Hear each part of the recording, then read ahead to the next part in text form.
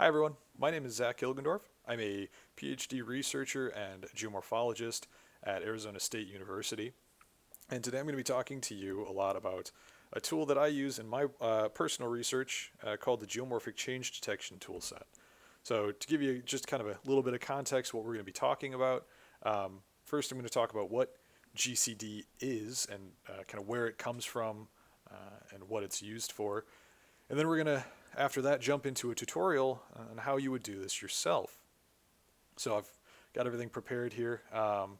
And just to give you a little context on me and what I do, so my work is focused in coastal geomorphology, primarily in foredune restoration work. So a foredune is the kind of seaward-most dune feature along a beach. So if you were to be glancing out at the beautiful Pacific and turn around, if you're in Northern California, you're likely going to see a pretty long, continuous ridge, maybe 10 or so meters high, backing the beach. Well, that's a foredune. So it's kind of forms through the interaction of vegetation, sediment, wind, and some other different metrics. So in my case, and what I do, foredune restoration, we look at how different applications of restoration on a foredune, whether that's vegetation, native vegetation treatment, or foredune rebuilding, we look at how that changes in space and time.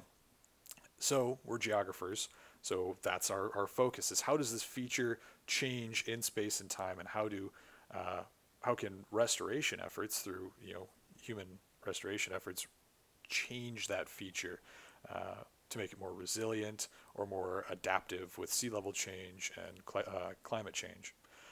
So this image on the right here, this GCD results example, is basically just what we're going to be doing today. So we can see in panel A, we have an older time step. This was a terrestrial laser scan survey completed in September of 2016. And then in panel B, we have another terrestrial laser scanning campaign from May of 2017. We can see what that surface looks like in panel D. And then panel C shows us what happens when you compare those. So we're going to notice a few things here. We notice a lot of red. Well, in the Geomorphic Change Detection toolset, that red is signifying erosion, or a negative change in sediment from the original time step to the newer time step. The blue, on the other hand, represents deposition. So there's an increase or a rise in the surface level from the older time step to the newer time step. And then you notice a lot of gaps. Well, those gaps actually represent change, or represent a pixel that was not statistically significant, or it did not exceed a threshold for us to say with a degree of certainty that that is realistic change. So this tool set's great because it builds in the ability to change, or to look at change over time, but then incorporate error to increase the statistical significance of the change that we're reporting. So we want to ask ourselves, where did this start? Where did this really get kicked off? Well, it's comparing DEMs of difference, or digital elevation models of difference, has been around for a while now. Back in the 90s, before that, where at that point it was often using repeat total station surveys or repeat GPS surveys. So you'd go out with a rod and measure change very accurately with a pole in a GPS system, and you would do that over multiple time steps, and you could compare things that way. Well, now with the advent of modern technology, we have structure from motion, and we have terrestrial laser scanning, airborne LiDAR, and these allow us a much higher resolution tool set, or data set to use to conduct this change detection. So we look here on the left, this accounting for uncertainty in DEMs from repeat topographic surveys, improve sediment budgets. Well, this is a paper by Joseph Wheaton out of Utah State University, along with James Brosington, Stephen Darby, and David Sears. So this is kind of the first paper that these folks put out that really employs what they had been creating at that point, which is the geomorphic change detection toolset. So this toolset was originally written in MATLAB, and then it was given an ArcGIS plugin, and then it was also made into a standalone GUI, or graphical user interface, as well. and we'll get into that here in a little bit. So, but this paper really is one of the first to use this method. So if we scroll down here just a little bit, we can see here, this is just comparing their DEMs of difference. So in this case, red is erosion, blue is deposition. So there's a lot of change in what they were looking at, which was a fluvial environment. And this paper is great. Dr. Wheaton and his crew have done great work getting this available to the public. So next, following year, 2010, linking geomorphic changes to salmonid habitat at a scale relevant to fish. So this is, in a lot of ways, my work and their work is very similar. So they work in fluvial environments looking at a restorative capacity. So they want to restore fluvial habitats to prime salmonid habitat or improve water quality, things like that. So they've got a lot of work using the geomorphic change detection toolset to actually bring about assessing these changes. So we can scale down here, we can see another. So this is, you notice the word thresholded at a 95% confidence interval. So we're going to get into that, and we're actually going to be doing that. So we have this DEM of difference, our result, if we look back on this image here on the left, or panel C, or pardon me, on the right, our panel C, that's a DEM of difference. So that basically shows us that from time 1 to time 2, this is your change. And now it's saying this is your change thresholded at a 95% confidence interval. So we add a statistical aspect to this change. So if we want to start, how do we start here? Well, we go to the Riverscapes Consortium website. So this is a website curated by Dr. Joseph Wheaton and his collaborators. Very easy to find. It's just riverscapes.xyz. And we can click into this. Here at the top, RC Tools. Once that loads up, we can see a whole lot of tools that they have available for free download and free use. And these tools are great. They, as I mentioned, they are primarily involved in river restoration work. So you can see a lot of riparian condition assessment tools. You can see other types of processing things to prepare data for the geomorphic change detection tool set, fish habitat modeling. They've got a lot of really great stuff. And if you were to keep going down, they've got no shortage of different tools for people to use. But we're most interested in this one right here at the top, geomorphic change detection. So that'll bring us here to this website. Again, super easy to find. It's just gcd.riverscapes.xyz. And we'll go download GCD. And here we can see that there is the standalone version and the add-in for ArcGIS 10.x. So right now this plugin is written for anything above Arc 10 and above. So 10.4 primarily. And this GCD 7 standalone is great and useful for people who are not ARC users. So if you use Q or you use Grass or you use other things like that, something where you want to process rasters in that isn't ARC, this allows you to still have the full functionality of geomorphic change detection outside of the ArcGIS environment, which is very desirable and preferable to many. So we'll just click in here, and I've already downloaded it, but you would just click on this link and then it'll download it. And once you open that up, it's just a kind of an executable file. It'll just run the add-in and install it in Arc, and then make sure Arc is closed at that point. And then once you reopen it, you'll be able to go in and let me open up Arc here. If you were to just click up at the top, you just go to right click, go down here, Geomorphic Change Detection 7. So I already have the tool set right here. So before we dive into the Geomorphic Change Detection toolset, we first need to think about what data sets, or what our data sets are, what is available to us for things like understanding error and understanding basically how the data sets that we're going to use can accurately be translated to a geomorphic change detection project. So there's a few things we need to do first. So we can see here on the right in my aptly named GCD tutorial folder, we have a couple different .las files. So we want to start with point clouds, and that's something that we need to ensure that we're doing.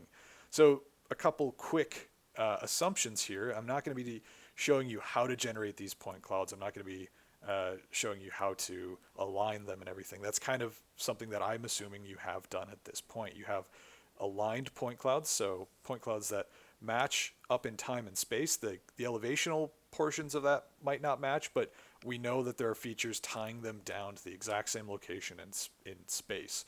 If we don't have that, we'll have basically exacerbated our change detection, and there'll be significant error throughout it. And we don't want that.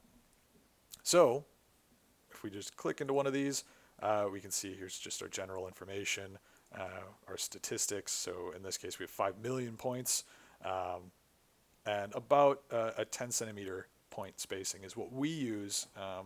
You can get finer, but then it kind of bogs things down. So we prefer to use about 10 centimeter rasterized spacing. So that's first off what you need to think about is what is the scale that you're using?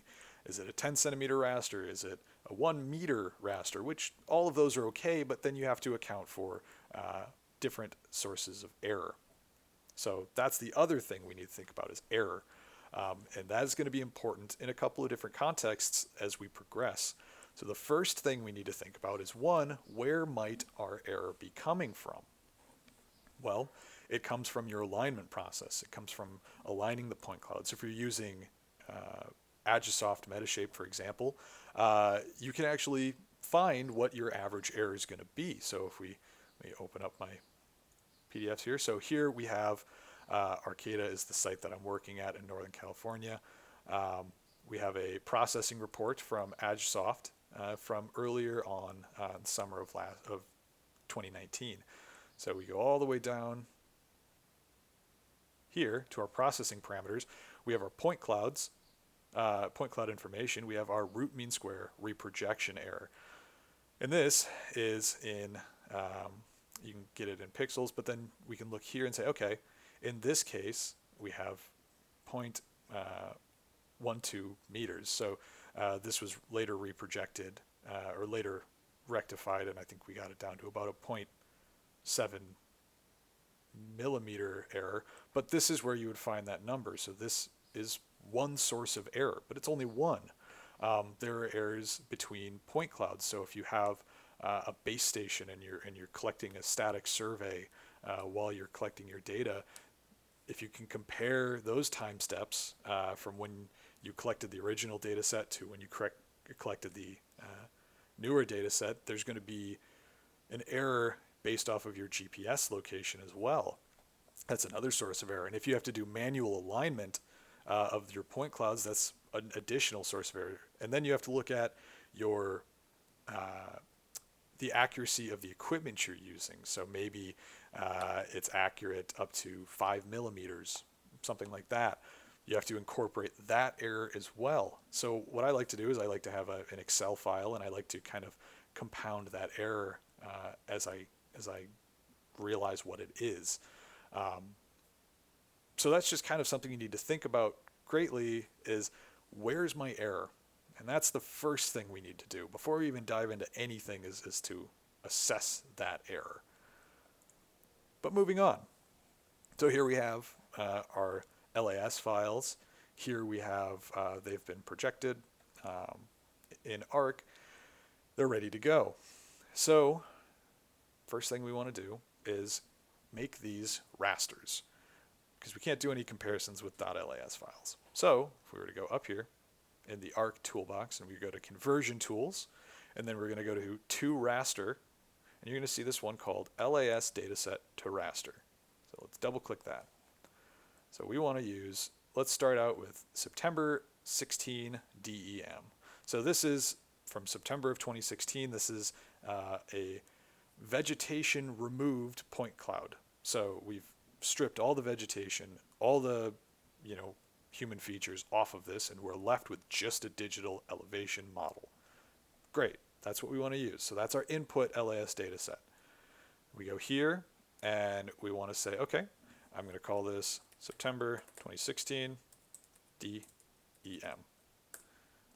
Make sure you have a standard naming convention just so you can keep track of these things as you go along. So our value field, we're using elevation.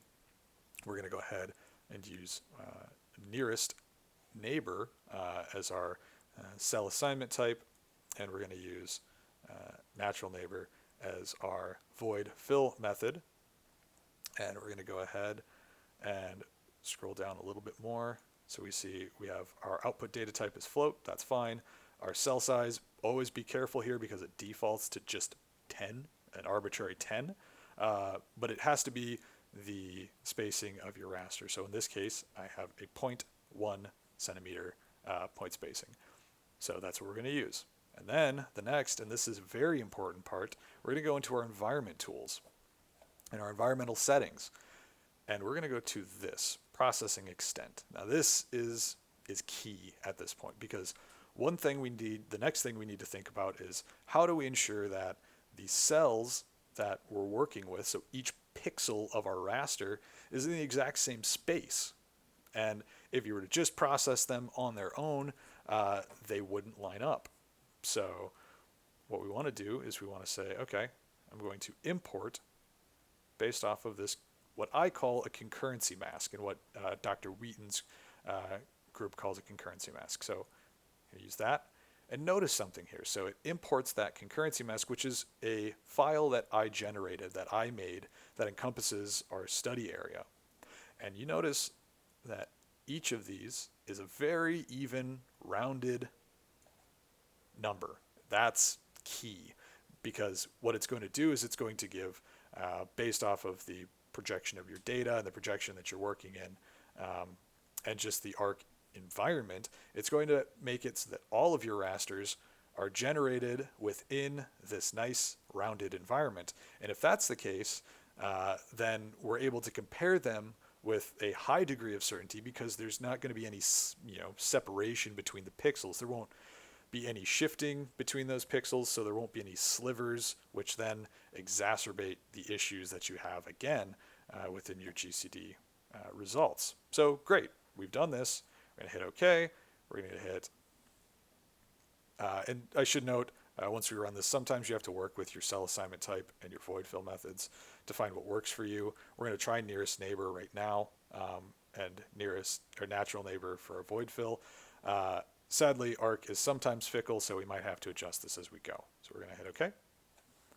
And we're going to wait for just a few seconds. Depending on your study size, this is going to take any number of different lengths.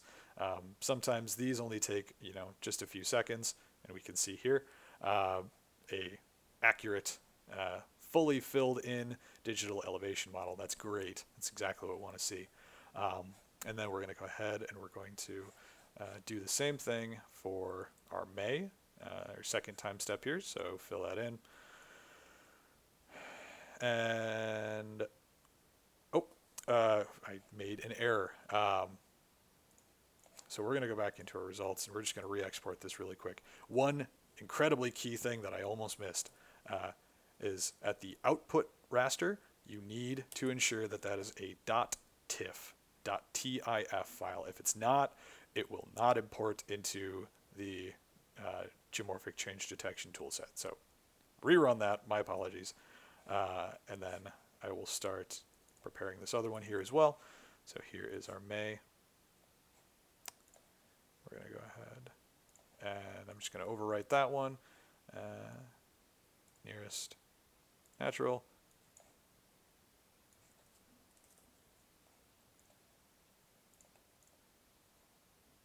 And in this case, we can just say the same as your other one and hit OK.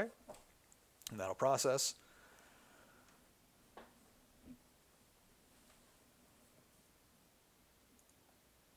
Go ahead and delete this really quick.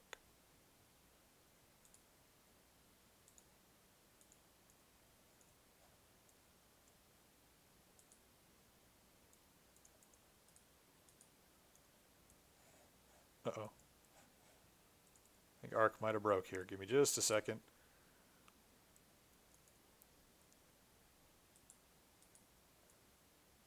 Yep.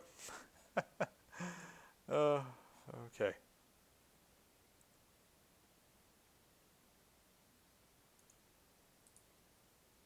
Refresh.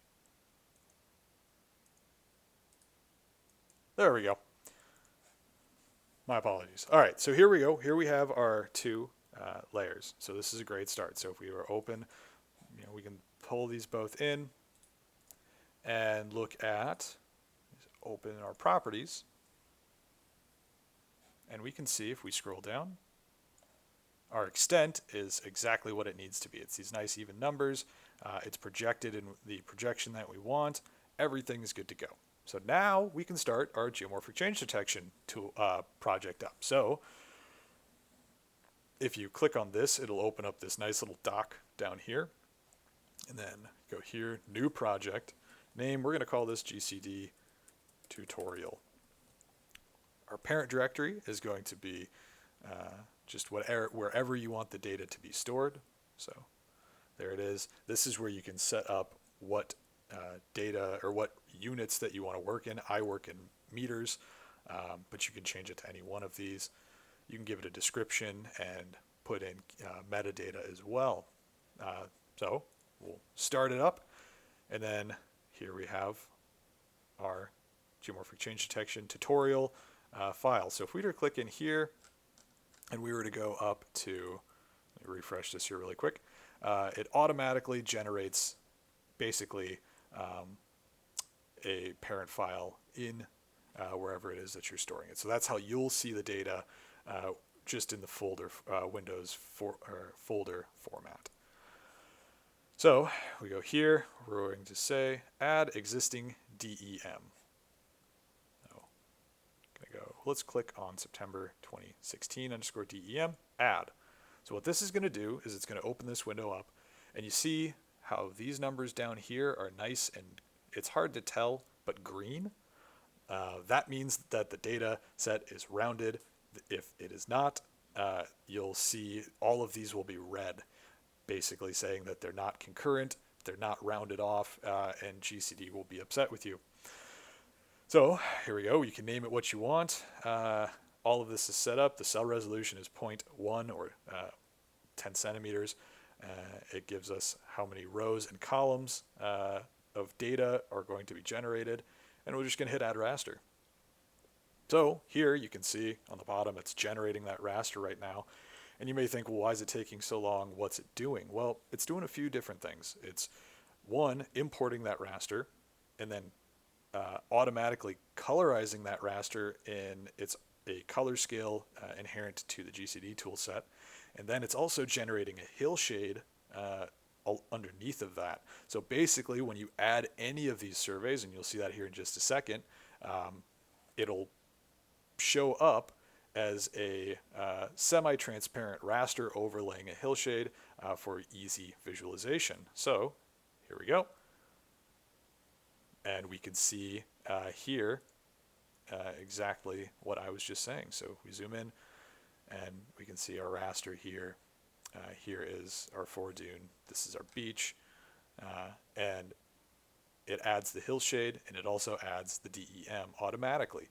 So let's go ahead and do that again. Add existing survey. Let's add September. Add and add. So it'll do that. So there are a few things now that we can do. So there's some, I would say, standard curating procedures and practices that you should focus on and carry out for good data measurement, or for good data curation, pardon me. And I'll show you that here once this gets done generating. So.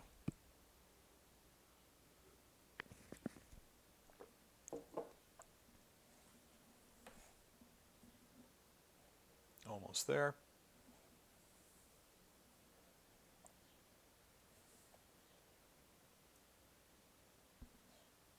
And here we go. We can see our May 2017 DEM survey has been added.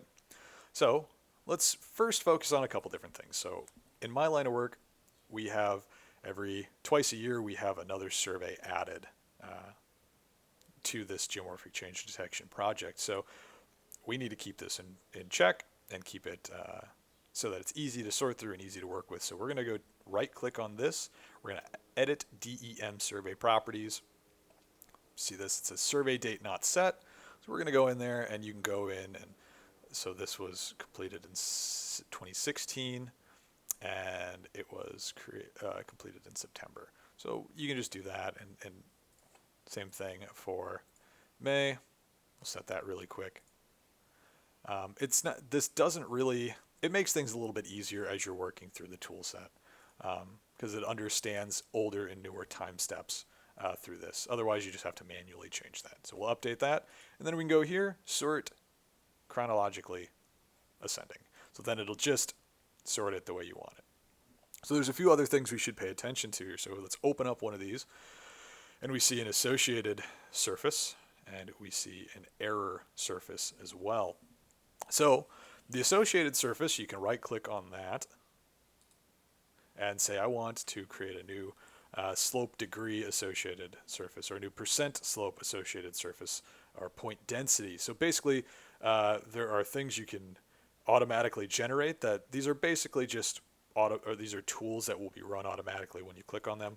So if I just hit that, it would give me, I can call it whatever I want, and then just hit create. So we're not going to do that here just because it's not necessary to show. You can also add existing associated surface. So that basically just says, okay, well, what surface do you want to grab? So in this case, I can go, I have some set up in my own personal database. So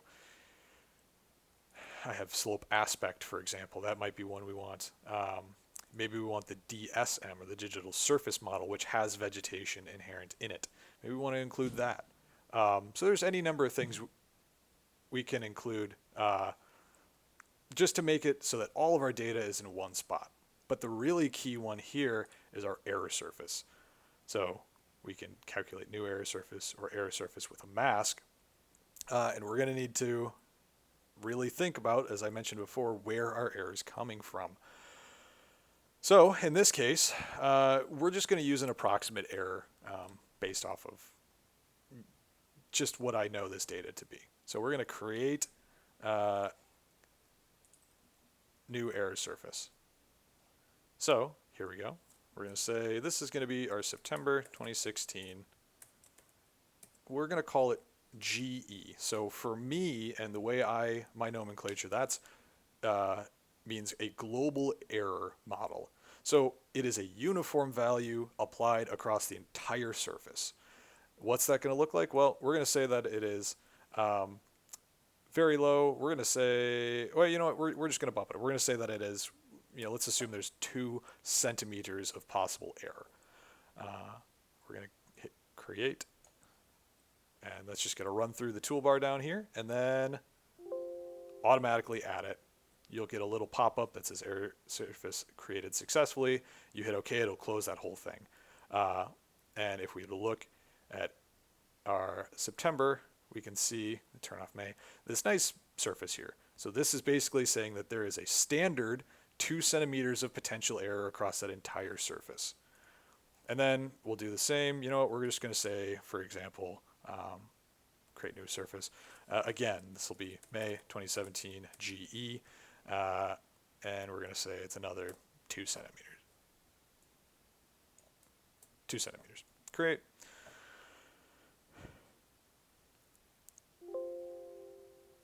Created successfully.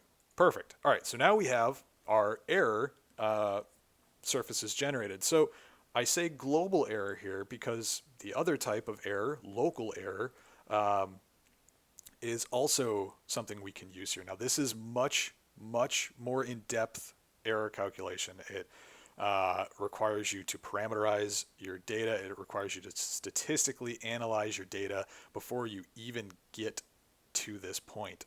And if we were to look, calculate new error surface, you see this one for a FIS error model. What is FIS? Well, it stands for Fuzzy Inferencing System. So it is a local error that essentially gives a range of acceptable values. If we were to just say it in a easy way to understand it, it gives what we call fuzzy ranges to high confidence, medium confidence, low confidence intervals. So confidence interval obviously has other statistical connotations, but we're going to say that we are very certain that this pixel is exactly what it's supposed to be because of a range that we have preset in our data. And like I said, I'm not going to dive into it, but if we were to go back to that Wheaton et al. 29 or '09 paper, and we were to scroll down just a little bit, here we go. We can see this inputs fuzzy inferencing system. So this paper and the next paper and a couple others really dive into what fuzzy inferencing is. And if you're interested, this is a great place to start. So we're going to just blow that up so we can see percent slope, point density, and point quality are three metrics that they use. But it could be surface roughness. It could be really anything that you feel is affecting the integrity of your data. And here's those ranges I talk about. They're fuzzy because they decay. So in this case, high confidence or low error, and this, I apologize, here's low error, is from a 0 to 10% slope. They're saying that at that slope, it's really easy to see the surface. It shouldn't be a problem. There shouldn't be much inherent error. But at high slopes, you'll have, if you're using a laser scanner, issues. If you're using a GPS unit, there'll be further issues.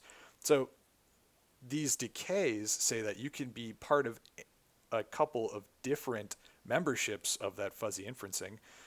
Maybe if you're from 5 to 10, well, you're moving into the higher error interval. If you're moving from 15 to 20, same thing. So there's the possibility that you're within those different memberships, and then that will calculate your error per pixel, not just global error. It'll calculate a per pixel error that in many cases, and especially areas with complex terrain, this can really improve the error of your data set. But that is something you guys can dive into on your own time. For now, we're just going to move ahead and focus on this. So in a global error model, we've created our error surfaces. Great. We can also create some masks. So let's say we have an existing area of interest mask. So basically this determines our study area, or our AOI. So we're going to just add a shapefile, and I have generated, or I've copied some over here. So we're going to say we have a study area, right? So say create study area. This is giving me a coordinate system error. Pay attention to these. In this case, I know that there's nothing wrong with this. It's just warning me that there might be an issue. Perfect. Created. And if we zoom out a little bit, we can see this red box is generated showing our area of interest. So what this does, and in a lot of ways, it'll process everything, but then it'll clip it to your area of interest once we get further into using the tool, so that you can remove edge effects, or you don't have to worry about edge effects because you're able to process your entire data set and then clip it down to what you're most interested in. So great. So then we'll say, okay, I've got a regular mask as well. So their use of the term a regular mask is basically, this is something maybe I want to use to mask my data. And I say mask, I mean basically divide my data based off of a polygon. So let's go to feature classes, and here I have one also. So we've digitized different geomorphic units within this data set. So September 2016 geomorphic units. So we're going to select that. In this we have we see three different fields. So we have a lee slope, or the landward slope of the dune. We have a stoss, or the seaward slope of the dune, and then we have a beach. We're going to hit create. Again, it's giving me an error, but it's not a problem. So here we can see it doesn't necessarily fit within our study area. That's okay. We can see that this is our digitized geomorphic units. So that will add that within the masks group or subgroup within the GCD tutorial project. So we'll turn those off for now. We're actually going to turn our error surfaces off as well, just so we can see things a little bit easier. Great. Okay. So, well, what's our next step? So we have our study area in there. We have our geomorphic units in there. We can also add we can add something different. So here we see profile routes. Well, we can add existing transects. So say you had a transect across this and you wanted to extract data to that transect. Well, you're going to add existing transect, feature class, and this I have a transect through one of our different plots of vegetation. And I'll hit create. Again, giving issues. Shoot. Well, this one doesn't look like it wants to import. That's okay. Um, there are ways that you can work with those different transects and do some really cool stuff. There are some complementary tool sets to the GCD tool set called cross-section viewer. So we can see here, we can export our project to cross-section viewer. Well, that looks at things through transects or with cross-sections. So you can do some calculations there as well. It's really useful. Still kind of in development right now as of the creation of this video. So keep your eyes on that. It's a really nice tool. But moving forward, we have two surfaces. We have error models. We're ready to create a geomorphic change detection result or output. So we're going to right click down here. You see analyses, change detection.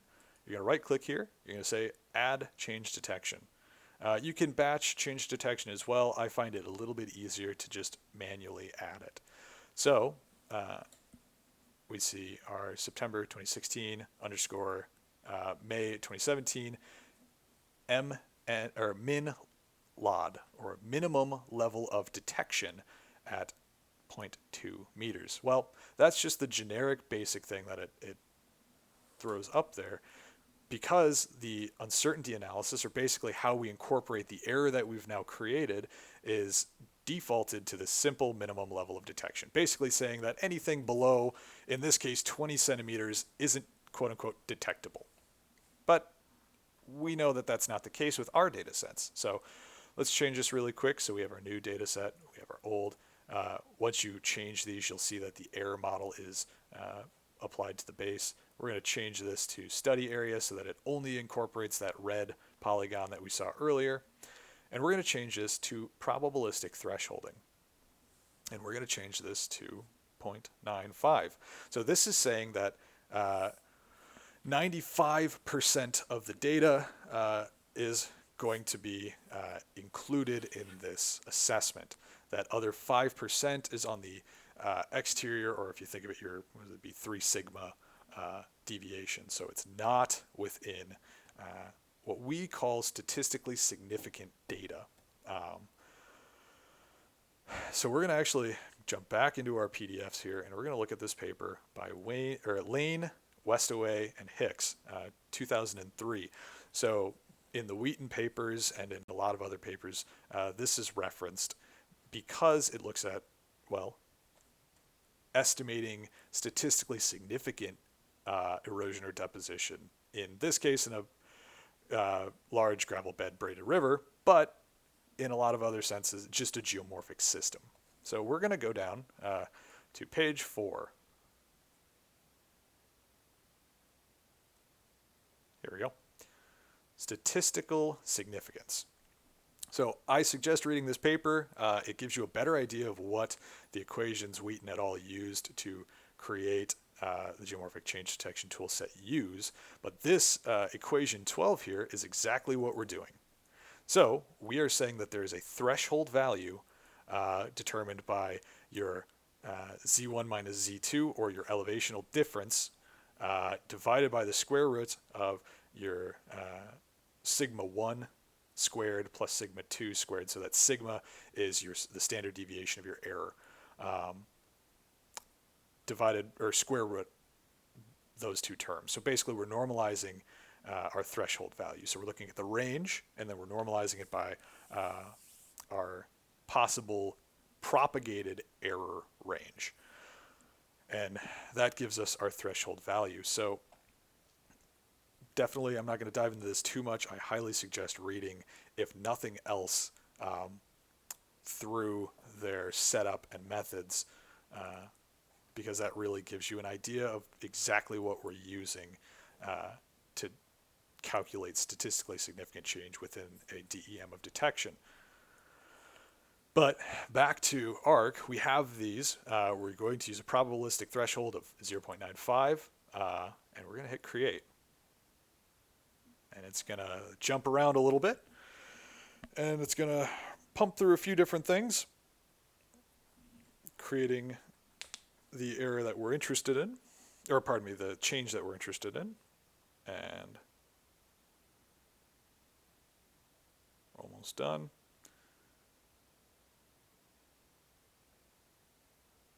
There we are.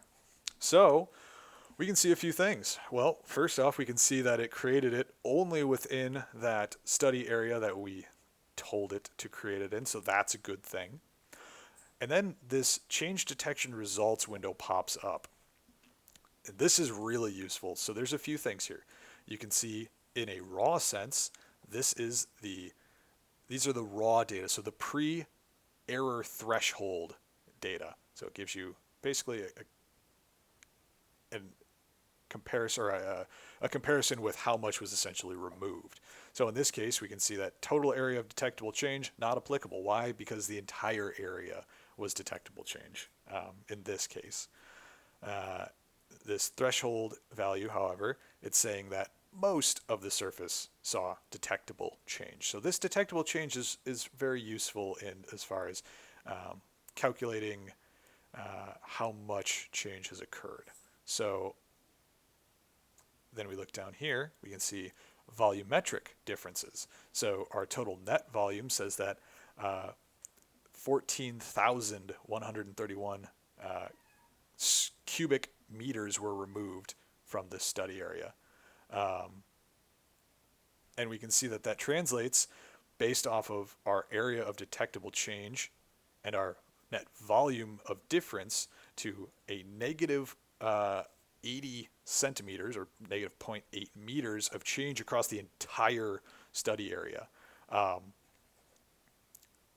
So that basically normalizes your volumetric change by your area of detectable change, and gives you a single elevational difference between the data sets.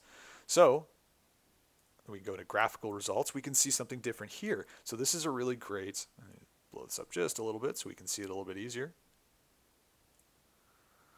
So here we can see kind of just a distribution of our data. So you might be asking yourself, well, what's the gray? The gray is what was removed from our data sets. So in this case, it's saying that these gray bars did not meet the statistical significance required to say that, yes, this is a actually observed change. So what is being reported is the red and the blue. We can look at that from volume as well. So this is just area, and we can click here. We can change this to these bars to show different things, vertical averages of change. Then we can go to our analysis details, and then this just gives us a rundown of where everything's being stored, what was used to generate these data sets, what parameters we input to assess our possible uncertainty and error, and then what our output data sets were. So this is a really, really useful way to look at this. So say we close out of that, easy enough to get back into. You just right click on this here in the analyses under the change detection project that you used. View change detection, it brings that right back up and available for you guys. So then, well, we have this September 2016 geomorphic units. This is where it gets a little bit even more helpful and useful, because say, okay, I want to add a budget segregation. I'm going to add that. And we're going to say, if I had other things loaded here, other regular masks, it would have those listed. So I'm going to say, okay, I want to use September 2016. And you always, for these cases, standard operating procedure uses the earlier time step to do that comparison. And that's talked about in the Wheaton papers and some other papers as well. Look towards Ian Walker's papers on change in the Wickaninnish, or pardon me, I misspoke. In Prince Edward Islands, there's some change papers out there as well, and a few different areas that we can look at to see kind of our standard operating procedure for this type of assessment. So here we're going to say September 2016 geomorphic units, create. It's going to, again, make that percentage bar bounce back and forth a few times. And then, once that's done creating, it gives us a similar view of what we saw before. but it's a little bit different, and there's a few different menus possible to us. So we're going to say that I want to look at the beach. I want to look at the thresholded within budget class. So you'll see that these numbers aren't changing.